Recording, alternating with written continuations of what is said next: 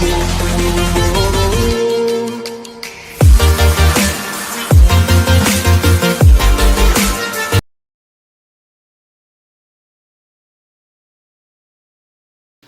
Students, welcome to this part. ये part में हम लोग डायरेक्शन ऑफ मोशन को डिस्कस करेंगे। जैसे कि एग्जांपल ले लेता हूं मैं। मान लो s equals to plus 10 metre और दिया हुआ है s equals to minus 10 metre और दिया हुआ है s इक्वल्स टू 0। अच्छा, इस पार्ट के एंड में मैं ये भी प्रूव कर दूंगा कि s जो होता है वो डिस्प्लेसमेंट होता है। हमारे फॉर्मूला में जो दिया होता है वो s डिस्प्लेसमेंट होता है, डिस्टेंस नहीं। वो कैसे मैं वो इस पार्ट के एंड में दिखा दूंगा। पहले अभी जानते हैं about direction of motion. Now यहां पे मैंने 3 डायरेक्शन दिया हुआ है, तो हमें पता है कि ग्राफ में इस टाइप ऑफ मोशन को हम लोग पॉजिटिव लेते हैं, इस तरफ पॉजिटिव डायरेक्शन होता है, और इस टाइप ऑफ मोशन को नेगेटिव लेते हैं, और जो सेंटर है वो 0 है, स्टार्टिंग पॉइंट।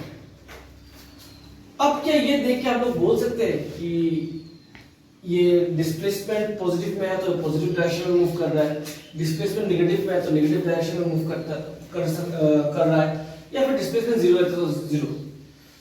इसको समझने के लिए समझते, मान लो यहाँ पे एक इंसान है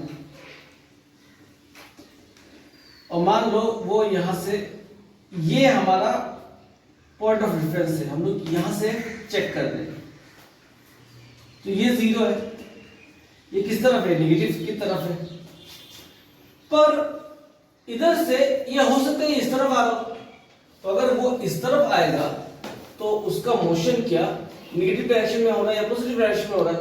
मेरे ख्याल से पॉजिटिव डायरेक्शन में हो रहा है, क्योंकि मान लो यहां से या फिर मान लो यहां से 0 है, मैं मान लो यहां से पीछे हूं, तो मेरा डिस्प्लेसमेंट तो नेगेटिव है, पर हो सकता है मैं यहां से ऐसे आ रहा हूं, या फिर मैं वहीं पे खड़ा हूं, या फिर मैं पीछे जा रहा हूं।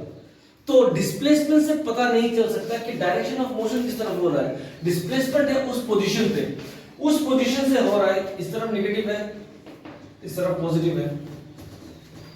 हो सकता है कि ये इंसान यहां से पॉजिटिव डायरेक्शन में मूव कर रहा हो, उसका हेड डिस्प्लेसमेंट नेगेटिव मान रहा हो, यहां से हम लोग पॉइंट ऑफ रेफरेंस हमारा ये है, वो उससे पीछे है, लेकिन हो सकता है कि वो आपकी तरफ ही आ रहा हो। तो हम लोग डिस्प्लेसमेंट से डायरेक्शन ऑफ मोशन नहीं बता सकते। डायरेक्शन ऑफ मोशन बता सकते हैं ओनली एंड ओनली वेलोसिटी से। वेलोसिटी अगर मान लो 10 मीटर पर सेकंड है और वेलोसिटी मान लो -10 मीटर पर सेकंड है, ये देख के हम लोग बोल सकते हैं कि पॉजिटिव है तो ये पॉजिटिव डायरेक्शन में मूव कर रहा है, नेगेटिव है तो ये नेगेटिव डायरेक्शन में मूव कर रहा है। तो ये चीज यहां पे एकदम अच्छे से समझ लो कि अगर वेलोसिटी पॉजिटिव है या फिर वेलोसिटी 0 से बड़ा है तो वो पॉजिटिव डायरेक्शन में मूव कर रहा है, या फिर वेलोसिटी अगर नेगेटिव है या फिर वेलोसिटी 0 से छोटा है तो वो नेगेटिव डायरेक्शन में मूव कर रहा है। ये एक बहुत ही इंपॉर्टेंट कॉन्सेप्ट है, इससे रिलेटेड बहुत सारा जेईई मेंस हो जाए या एनडब्ल्यूटी में क्वेश्चन आता है और एडवांस में तो खैर आता ही है। तो ये जो कॉन्सेप्ट है ये समझना बहुत ही जरूरी है, और इसी कॉन्सेप्ट पे हम लोग अभी न्यूमेरिकल करेंगे। तो अभी देखते हैं वो न्यूमेरिकल। ओके, एक क्वेश्चन है, इसी क्वेश्चन से करते करते करते करते डिफरेंट जो भी हमने अभी तक सीखा है वो सब इस पे अप्लाई कर देंगे। अच्छा, पहले क्या हुआ, s = t³ - 60² + 90। यहां पे पूछा है कि find the velocity at t = 2 second. तो चलो इंस्टेंटेनियस वेलोसिटी का फार्मूला क्या है, v = ds/dt। निकालते हैं ds/dt। ds/dt होगा 3t² - 6 to the 12t + 9। ये आ गया हमारे पास इंस्टेंटेनियस वेलोसिटी। अब बोला है 2 सेकंड, तो t = 2 सेकंड मतलब ये आ जाएगा 3 × 2² - 12 × 2 + 9। तो ये आ गया 4 3 12 - 24 + 9, तो ये आ जाएगा 21। 12 + 9 21, 21 - 24 -3 मीटर पर सेकंड। चलो हमारा इंस्टेंटेनियस वेलोसिटी या फिर वेलोसिटी एट 2 सेकंड तो हमारा आ गया। अब हमसे पूछा गया है कि एक्सप्लोरेशन, तो ये dv है, यहां से हम लोग एक्सप्लोरेशन निकाल सकते हैं dv/dt। dv by dt हो जाएगा 3 टू जो 60 माइनस 12 9 का तो 0 हो जाएगा। अब बोला गया है कि t इक्वल टू 3 सेकंड पे निकालना है, तो a इक्वल टू क्या हो जाएगा 6 into 3 minus 12, तो 18 minus 12 6 मीटर पर सेकंड स्क्वायर। चलो इतना तक तो तुम लोगों को आता ही है अगर पिछला पार्ट वगैरह ठीक से देखा है तो। इसके बाद वाला जो पार्ट है वो भी तुम लोगों को आता है। अगर मैं पूछ लूं find the time when the body is at rest, तो ये भी तो तुम्हें आता है। रेस्ट पे क्या होता है v इक्वल टू 0, तो हमारा v कितना है 3t square minus 12t plus 9 is equal to 0। तो इसको मिडिल टर्म फैक्टर करना है। पहले क्या करते हैं 3 कॉमन ले लेते हैं, t square minus 4t plus 3 equal to 0, 3 उस तरफ जाके 0 हो जाएगा, तो ये आ जाएगा 4t प्लस 3 इक्वल टू 0। अब इसको मिडिल टर्म फैक्टर करना है, तो t square minus 3t minus t plus 3 equal to 0, तो इधर आ जाएगा t minus 3 minus 1 t minus 3 equal to 0, तो ये आ जाएगा t माइनस 1 और t माइनस 3 इक्वल टू 0। यानी कि जब टाइम 1 सेकेंड होगा या फिर टाइम 3 सेकेंड होगा तब ये बॉडी जो है ये रेस्ट पे रहेगा। चलो ये पहला 3 पार्ट जो है वो तो तुम लोगों को आसानी से कर सकते हो क्योंकि पिछले में भी हम लोग ये सब पार्ट किया है। अब मान लो यहां से एक क्वेश्चन आता है कि यहां से एक क्वेश्चन आया कि फाइंड द टाइम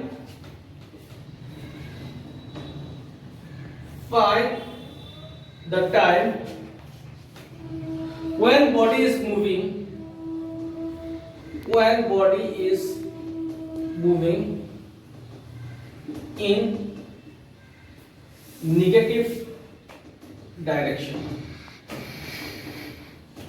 अब हमसे पूछा गया कि फाइंड द टाइम, वो टाइम निकालने के लिए जब बॉडी निगेटिव डायरेक्शन में मूव कर रहा हो, तो हमें क्या पता है कि वेलोसिटी निगेटिव कब होता है, जब वेलोसिटी लेस देन 0 होता है।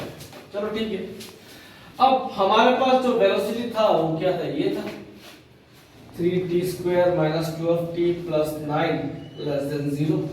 नेगेटिव में हमसे पूछा गया कि बॉडी कब नेगेटिव डायरेक्शन में मूव कर रहा था, तो it should be less than 0। तो इसको मिडिल टर्म फैक्टर करके तो ये आया t minus 1 t minus 3 less than 0। अब देखो कहानी जो है, कहानी पूरा 1 सेकंड और 3 सेकंड के बीच में लाई कर रहा है।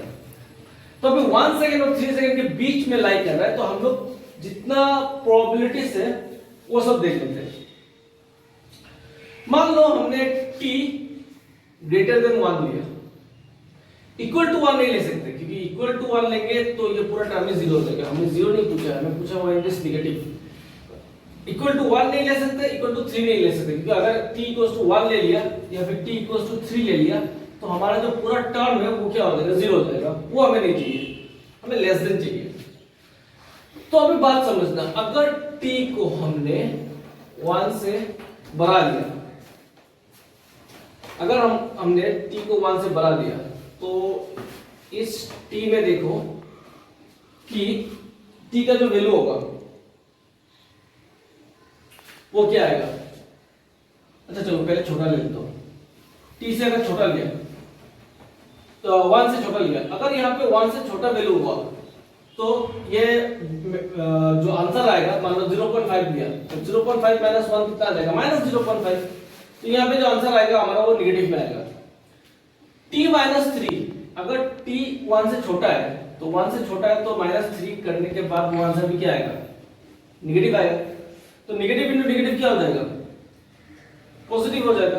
लेकिन हमें तो v चाहिए निगेटिव में, तो दैट मींस ये वाला केस जम नहीं रहा है। ये वाला केस में अगर t 1 से छोटा हो जाएगा तो ये भी नेगेटिव आ जाएगा, ये भी नेगेटिव, नेगेटिव इंटू नेगेटिव हो जाएगा पॉजिटिव। तो चलो क्या करते हैं, t को 3 से बढ़ा लेते हैं क्योंकि हमारा जो तामझाम है ये पूरा 1 और 3 के बीच में रिलेटेड है। अभी अगर 3 से बढ़ा ले लिया तो 3 से बढ़ा लिया तो 3 माइनस 1 ये टर्म आएगा पॉजिटिव में, और 3 से बढ़ा ये भी टर्म आएगा पॉजिटिव। तो पॉजिटिव इंटू पॉजिटिव क्या आ जाएगा, पॉजिटिव। तो दैट मींस ये वाला केस ये भी सेटिस्फाई नहीं कर रहा है। तो एक काम करते, 1 से छोटा भी काम नहीं आ रहा है, 3 से बड़ा भी काम नहीं आ रहा है, इससे छोटा में भी काम नहीं आ रहा है, इससे बड़े में भी काम नहीं आ रहा है, इसके बीच में कुछ लेते हैं। इसके बीच में क्या लेना है, चलो मान लो 1.5 लेते हैं, चलो कैलकुलेशन की इजी के लिए 2 लेते हैं। 2 से अगर 1 मल्टीप्लाई होगा तो ये पॉजिटिव में आएगा, प्लस 2 माइनस 1, 2 बड़ा है, पॉजिटिव में आएगा। 2 माइनस 3 क्या आएगा, नेगेटिव, तो पॉजिटिव इनटू नेगेटिव, हाँ ये हमारा केस सेटिस्फाई कर रहा है। तो अब देखो t माइनस 1, t माइनस 3, 1 से लेके 3 तक का कोई भी वैल्यू ले लो, 1.5, 2.5, 2.9, 2.7 कुछ भी उठा लो, ये वाला टर्म जब माइनस करोगे तो पॉजिटिव आएगा, ये वाला टर्म आएगा नेगेटिव, तो हमारा टोटल जो आंसर आएगा वो किस में आएगा, नेगेटिव। दैट मींस यहां पे जो केस हो रहा है वो केस कुछ ऐसा हो रहा है कि t जो है वो 1 से बड़ा होगा लेकिन 3 से छोटा होगा, है कि नहीं। इस केस में t 1 से बड़ा होगा लेकिन उससे छोटा होगा। 0 पे क्या हो जाएगा, 0 पे मोशन पॉजिटिव हो जाएगा। इसका मतलब ये है कि ये बॉडी जो है पहले 0 से लेके 1 सेकंड तक पॉजिटिव डायरेक्शन में चला, फिर 1 से लेके 3 तक ये नेगेटिव डायरेक्शन में चला, फिर 3 के बाद ये क्या, फिर पॉजिटिव डायरेक्शन में चला। समझ में आ रहा है ना। 1 से नीचे लोगे तो ये वैल्यू पॉजिटिव हो जा रहा है, दैट मींस ये पॉजिटिव डायरेक्शन में जा रहा है, v पॉजिटिव हो जा रहा है ना, 1 से छोटा वैल्यू लेने से v पॉजिटिव हो रहा है, तो ये पॉजिटिव डायरेक्शन में मूव करेगा। 1 से लेके 3 तक के बीच में जो भी वैल्यूज पुट करोगे वो नेगेटिव आंसर आएगा, दैट मींस वो नेगेटिव डायरेक्शन में मूव कर रहा है। और 3 से बड़ा कुछ भी लोगे तो भी ये पॉजिटिव आएगा, दैट मींस ये पॉजिटिव डायरेक्शन में मूव कर रहा है। तो हमारा जो ये क्वेश्चन का आंसर है, find the time when the body is moving in the negative direction, हमारा आंसर होगा ये। t जो है वो 1 से बड़ा होगा और 3 से छोटा होगा। तो तुम्हारा जो क्वेश्चन आएगा, क्वेश्चन में ऐसा ऑप्शन दिया होगा, एक उसमें से एक ऑप्शन ये होगा, तुम्हें उसमें टिक मारना है। तो आई थिंक ये तुम्हें समझ में आ गया होगा। कुछ डाउट हो तो ग्रुप में या कमेंट सेक्शन में लिख सकते हो, मैं क्लियर करके दूंगा।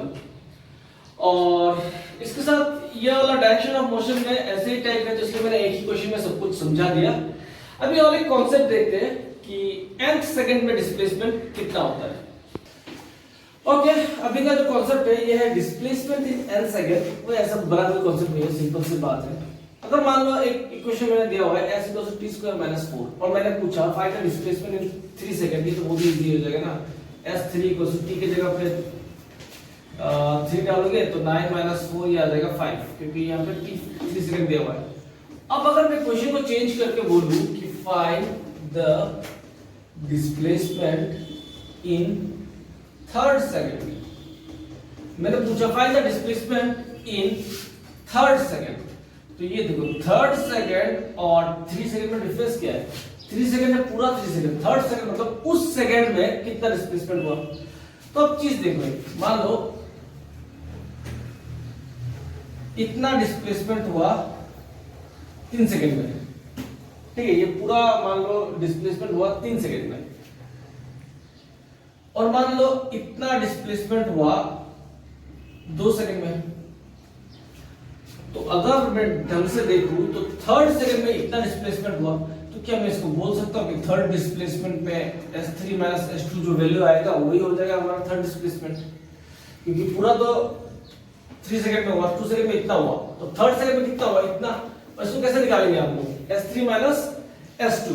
सेम अगर हमें s3 बोल दिया तो s3 - s2, s4 बोल दिया तो s4 - s3। तो इसको मैं एक जनरल टर्म में डाल सकता हूं क्या, s nth को मैं क्या ऐसा बोल सकता हूं, sn - -1, क्योंकि 4 से 3, 3 से 2 हो रहा है।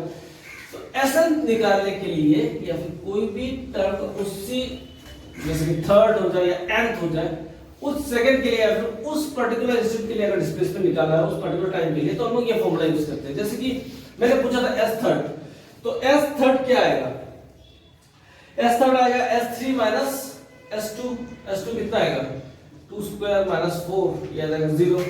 तो मेरा s3 आ जाएगा s3, आई मीन s3 आ जाएगा s3, यहां पे snth हो जाएगा s3 - s2, तो ये आ जाएगा 5 - 0, ये आ जाएगा 5। तो its as simple as that. ऐसे तुम लोग किसी भी पर्टिकुलर टाइम स्पेन का अगर डिस्प्लेसमेंट कुछ हो जाए तो ऐसे हम लोग कर सकते हैं। तो ये क्यों मैंने दिखाया कि इसके बाद हम लोग इक्वेशन ऑफ मोशन में जब जाएंगे, 3 तो हमारे नॉर्मल इक्वेशन ऑफ मोशन है जो हम लोग डिराइव करते हैं, चौथा जो है वो एसेंट टर्म क्या होता है। तो क्या होता है ये थोड़ा मैंने तुम लोगों को बेसिक दिखा दिया। अब जो मैंने तुम लोगों को बोला था कि एस जो होता है हमारे इक्वेशन में, वो एस जो है वो डिस्टेंस होता है या डिस्प्लेसमेंट होता है। अब उस पर डिस्कस करते हैं। ओके, अभी जैसे कि एक फॉर्मूला है s equals to ut plus half at square. इस इक्वेशन में ये जो s है ये डिस्टेंस है या डिस्प्लेसमेंट है। तो इसको समझने का कोशिश करते हैं। मान लो एक एरोप्लेन, तो एरोप्लेन नहीं, एक बर्ड मान लो, एक बर्ड है। इस बर्ड का जो वेलोसिटी है is equals to t minus 2 ये है। तो चलो इसका एक बॉक्स बनाते हैं, वेलोसिटी टाइम ग्राफ का। तो जब टाइम 0 होगा तो वेलोसिटी होगा -2, जब टाइम 1 होगा तो वेलोसिटी होगा -1, जब टाइम 2 होगा तो वेलोसिटी होगा 0, और जब टाइम 3 होगा तो इसका वेलोसिटी होगा 1। और चलो टाइम 4 भी ले लेते हैं। टाइम जब 4 होगा तो इसका होगा 2। ओके, ये तो हमें समझ में आएगा कि इसका वेलोसिटी ये है। अगर मैं बोलूं कि ये बर्ड ने 4 सेकंड में कितना डिस्टेंस या डिस्प्लेसमेंट, क्योंकि हमें पता नहीं है एस डिस्टेंस है डिस्प्लेसमेंट है, मैंने बोला ये 4 सेकंड में ये बर्ड ने कितना डिस्टेंस या डिस्प्लेसमेंट ट्रेवल किया, तो हम लोग निकालने के लिए ये फॉर्मूला यूज कर सकते हैं कि v dt, और कहां से कहां 0 से लेके 4 सेकंड। तो ये मेरे ख्याल से आ जाएगा, क्योंकि ये तो डिस्प्लेसमेंट का फॉर्मूला है ना v dt, तो 0/4 t माइनस 2 dt, ये आ जाएगा शायद t²/2 माइनस 0, और ये आ जाएगा 4 से 0। ओ मैंने इसको डिफरेंशिएट कर दिया, 2 का इंटीग्रेशन होगा 2t, सॉरी 2t, 2 का इंटीग्रेशन होगा 2t। अब चलो 4 एक बार पुट करते हैं, तो ये आ जाएगा 4²/2 minus 2 into 4 minus 0²/2 minus minus plus 2 into 0। तो चलो ये बाकी वाला टर्म तो ये भी 0 हो जाएगा, ये भी 0 हो जाएगा। यहाँ पे देखते हैं, यहाँ पे आएगा 16/2 माइनस 2 इंटू 4, 2 8 जा 16, 8 माइनस 8 कितना आ गया 0। हमें पता है बर्ड ने कुछ डिस्टेंस तो कवर किया, लेकिन यहाँ पे हमारे पास डिस्टेंस कितना आ रहा है 0। तो इसी से ये प्रूफ होता है कि ये s जो है ये डिस्टेंस नहीं है, ये क्या है डिस्प्लेसमेंट है। यहाँ पे भी देखो ये डिस्प्लेसमेंट 0 क्यों आया, क्योंकि 2 सेकंड वो पीछे की तरफ गया -2 -1, फिर 2 सेकंड वो पॉजिटिव डायरेक्शन में मूव हुआ +1 +2। अभी हमने डायरेक्शन ऑफ मोशन पढ़ा था कि 2 सेकंड वो पीछे चला, 2 सेकंड ये पीछे आया, 2 सेकंड आगे गया, पीछे भी आया 2 मीटर, आगे भी गया 2 मीटर। 2 मीटर एग्जांपल दे रहा हूं, पीछे भी इतना डिस्टेंस, आगे भी इतना डिस्टेंस, तो जोड़ने से इसका डिस्प्लेसमेंट क्या हो गया, इनिशियल पोजीशन ये था, फाइनल पोजीशन भी यही हो गया। तो इनिशियल पोजीशन और फाइनल पोजीशन सेम हो गया, इसकी वजह से इसका 0 हो गया। तो ये तो था प्रूफ। अच्छा, इस क्वेश्चन में अगर हमें ये बोल देता कि डिस्टेंस कितना ट्रेवल किया वो भी कैलकुलेट करो, तो हम लोग कैसे करते हैं?